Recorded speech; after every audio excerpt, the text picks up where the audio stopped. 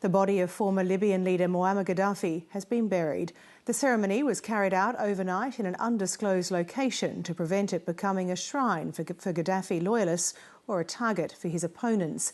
The National Transitional Council has also announced it will investigate how Gaddafi and one of his sons were killed after footage showed they were both alive after they were captured.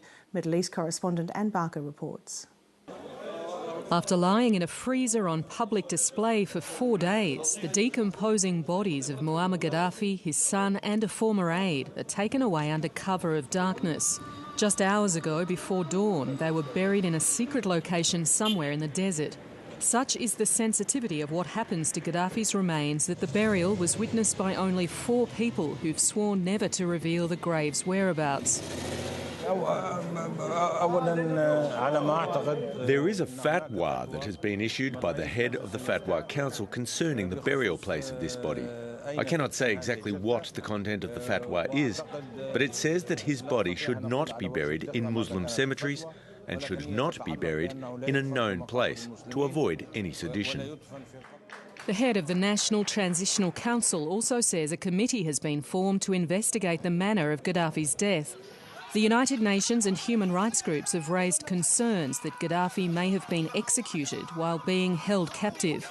I think an investigation into Gaddafi's death is critical. It sends a message that Libyans can take justice into their own hands. And it's not just about Gaddafi, but about all the people who collaborated and have blood on their hands from 42 years. And you don't want to send the message that even the local neighborhood spy can be treated in this way. But it appears it's not only Gaddafi collaborators who may have blood on their hands. Human Rights Watch says it's discovered 53 decomposing bodies at an abandoned hotel in Sirte. The victims all had their hands tied and had been shot. This appears to be the execution of 53 people who were in the custody of anti-Gaddafi forces. And we need an investigation. We don't know all the details, but the evidence is pointing quite clearly in that direction. It's this type of possible revenge killing that concerns officials, particularly with the country so awash with weapons. The National Transitional Council has said all the right things about revenge and human rights, but they can't implement those goals on the ground because so many various armed groups have come into being. And it appears that some of these armed groups were responsible for the executions that we found in the Sirte hotel.